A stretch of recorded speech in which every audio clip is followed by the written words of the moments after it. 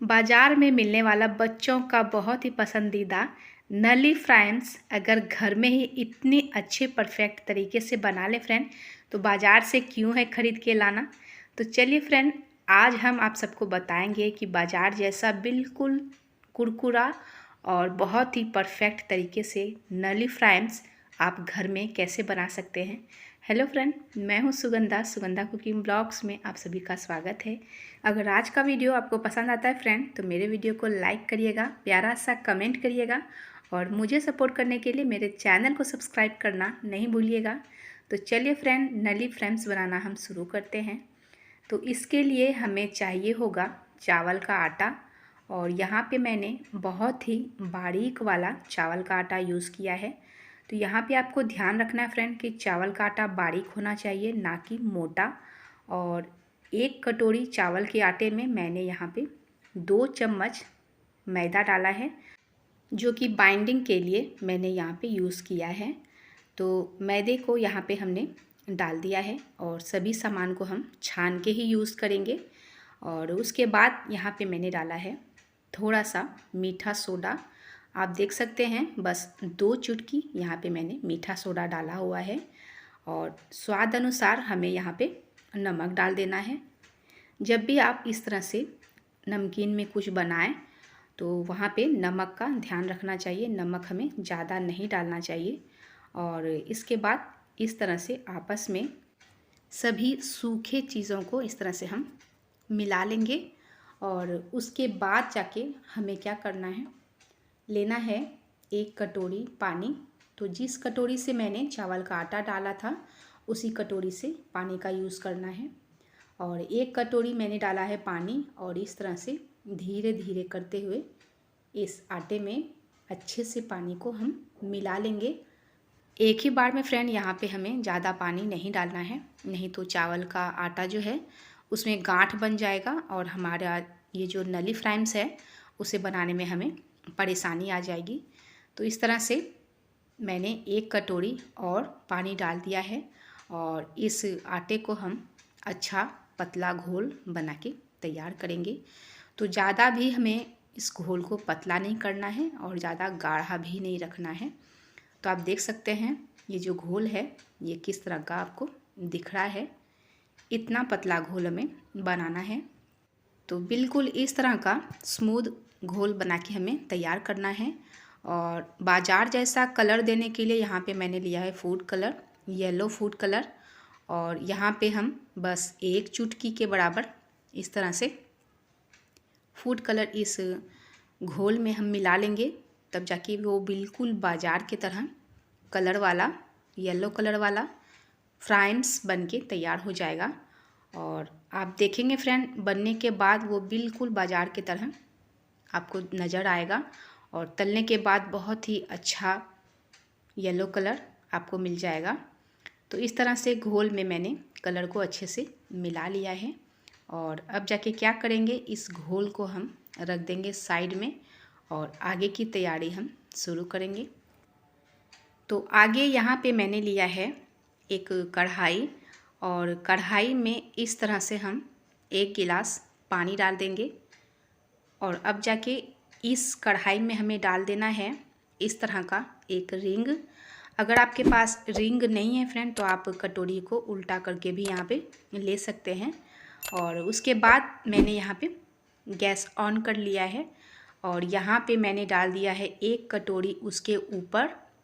और इस कटोरी में हमने जो चावल का आटा घोल के तैयार किया था, उसे पूरा का पूरा यहाँ पे हम इस तरह से डाल देंगे।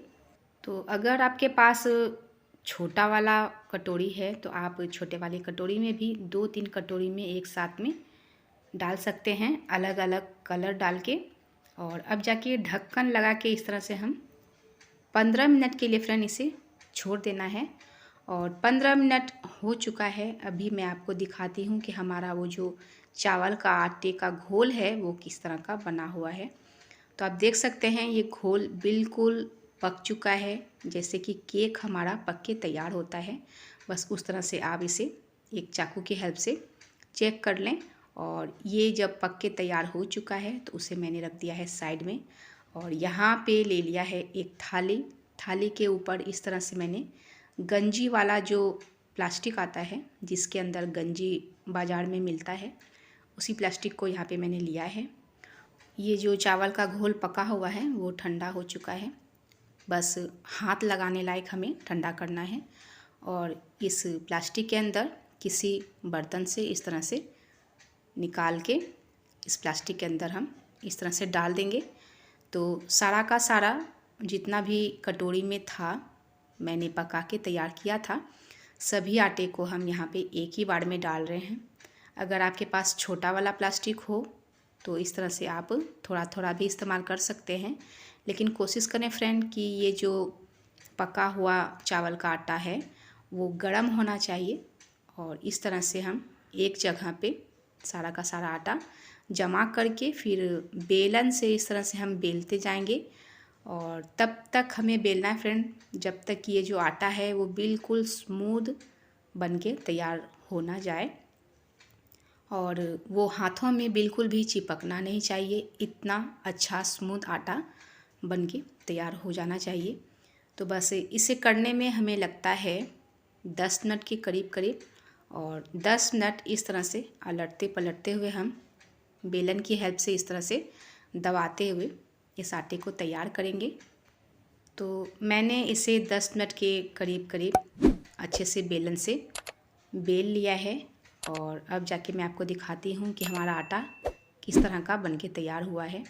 आप देख सकते हैं ये कितना अच्छा स्मूथ आटा लग के तैयार हो चुका है। तो अब जाके क्या करेंगे, इस आटे को हम हाथ में तेल लगा के बाहर निकाल लेंगे। तो हाथ में मैंने तेल लगा लिया है और अब जाके इस आटे को हम बाहर निकाल लेते हैं। ऐसा करने से ये जो आटा है वो हाथों में चिपकता नहीं है। और आपको बस इतना ध्यान रखना होगा इस फ्राइम्स के आटे को तैयार करने के लिए कि ये आटा बिल्कुल पूरी के आटे की तरह सॉफ्ट होना चाहिए और ज़्यादा गीला भी नहीं होना चाहिए, नहीं तो जब हम फ्राइम्स बनाएंगे फ्रेंड तो वो टूट जाएगा और आपस में चिपकेगा भी नहीं ठीक से। तो इस तरह का स्मूथ आटा हमें तैयार चाहिए होता है फ्राइम्स के लिए। आप देख सकते हैं कितना अच्छा कलर है और कितना अच्छा इसका टेक्सचर है। तो बस इस तरह से हम छोटा सा लोई इस तरह से हम तोड़ लेंगे। और अब जाके क्या करना है, इस लोई को हम एक चिकना पेड़ा बना के तैयार कर लेंगे, बिल्कुल इस तरह का। तो आप देख ही सकते हैं ये कितना ज़्यादा चिकना है, आपको बहुत ही अच्छे से दिखाई दे रहा होगा। तो बस इस तरह से थाली के ऊपर रखना है। और यहाँ पे हम चाहें तो चकले का इस्तेमाल कर सकते हैं, लेकिन चकले पे ये चिपकेगा भी और चकला थोड़ा छोटा भी होता है, तो इसलिए मैंने यहाँ पे थाली का इस्तेमाल किया है। और बेलन के ऊपर भी मैंने हल्का सा तेल लगा लिया है ताकि ये बेलन में ना चिपके। और इस तरह से हम पतला बेल के तैयार करेंगे। तो बस बेलने के समय आपको ध्यान रखना है कि ज़्यादा पतला भी नहीं करना है और मोटा भी नहीं रखना है। तो जिस तरह का रोटी होता है, रोटी बनाते हैं घर में, उस तरह का हमें बेलना है। और उसके बाद चाकू की हेल्प से इस तरह से हम 4 कोन जैसा इसे शेप दे देंगे। और आप देख सकते हैं बिल्कुल इस तरह का हमें शेप देके इसे तैयार करना है। तो वीडियो ज़्यादा बड़ा हो रहा है फ्रेंड, फिर भी मैं कोशिश कर रही हूँ कि इस वीडियो में आपको सभी जानकारी दे दूँ कि नली वाला फ्राइम्स कैसे बनता है। तो बस इस तरह से बीच से मैंने काट लिया है और यहाँ पे मैंने लिया है एक पाइप। तो इतना मोटा पाइप होना ज़्यादा ज़रूरी है, इसी से फ्राइम्स का शेप जो है वो उंगलियों में समाने वाला बन के तैयार होगा। और आप ध्यान से यहाँ पे देखें कि मैं किस तरह से नली फ्राइम्स को शेप दे रही हूँ। तो बिल्कुल इस तरह से आपको भी करना है। आप सबसे एक रिक्वेस्ट है फ्रेंड, मेरा वीडियो अगर आपको थोड़ा सा भी पसंद आता है तो प्लीज़ मेरे वीडियो को देख के लाइक करिएगा, प्यारा सा कमेंट करिएगा। और आप किस जगह से मेरा वीडियो देखते हैं वो कमेंट बॉक्स में लिखना नहीं भूलिएगा। और मुझे सपोर्ट करने के लिए, अपने फ्रेंड को सपोर्ट करने के लिए मेरे चैनल को सब्सक्राइब करना भी नहीं भूलिएगा। तो बस इस तरह से हम नली को दोनों साइड से चिपका लेंगे। और यहाँ पे दोनों साइड जो है उसे एक दूसरे के ऊपर चढ़ाना नहीं है, बस हल्का सा इस तरह से हम चिपका के और फिर उंगली से इस तरह से हम प्रेस कर देंगे। और अब जाके क्या करना है, ये जो हथेली है इस हथेली के ऊपर हमें इस फ्राइम्स को इस तरह से रखना है और हल्का सा बस रोल कर देना है और आप देखेंगे कि ये अपने आप ही पाइप से बहुत ही आसानी से निकल आता है। बिल्कुल भी परेशानी नहीं होगी आपको। और पहला नली वाला फ्राइम्स का शेप जो है वो बनके तैयार हो चुका है। और इतना बड़ा बड़ा हम जो है नली फ्राइम्स नहीं बनाएंगे, नहीं तो उसे सुखाने में वो टूट भी सकता है। तो यहाँ पे मैंने कैंची का हेल्प लिया है और कैंची की हेल्प से इस तरह से हम काट लेंगे। और यहाँ पे आपको लग रहा होगा कि ये काटने के बाद चिपक जाता है, लेकिन ऐसा बिल्कुल भी नहीं होगा। अगर आपका फ्राइम्स जो है वो चिपका है तो इस तरह से आप दोनों उंगलियों की हेल्प से उसे थोड़ा सा प्रेस करेंगे और आप देखेंगे कि वो बिल्कुल शेप में आ जाएगा। और आप देख ही सकते हैं इसी तरह से हम सारे के सारे नली फ्राइम्स को शेप देके तैयार कर लेंगे। और ये बिल्कुल अभी पूरे तरीके से नली फ्राइम्स बना नहीं है, क्योंकि अभी जाके हमें इसे 2 दिन सुखाना है और सुखाने के बाद आप इसे तल के खा पाएंगे। तो सारे के सारे नली फ्राइम्स को इस तरह से मैंने शेप देके तैयार कर लिया है, आप देख ही सकते हैं। तो इसे सुखा के अब मिलते हैं 2 दिन के बाद फ्रेंड। तो ये देखिए फ्रेंड, ये सूख चुका है, 2 दिन हो चुका है। और अब सूखने के बाद चलिए तलते हैं हम अपना नली वाला फ्राइम्स। तो इस तरह से हम तेल को गरम कर लेंगे। तेल बहुत ही अच्छा गर्म होना चाहिए, तभी हमारा नली फ्राइम्स एक ही झटके में इस तरह से फूल के तैयार हो जाता है। और नहीं तो अगर कम तेल गर्म रहेगा तो नली फ्राइम्स सिकुड़ के रह जाएगा, वो अच्छे से फूल नहीं पाएगा। तो बस इसी तरह से आप नली फ्राइम्स को तल लें और अपने बच्चों के साथ में एंजॉय करें।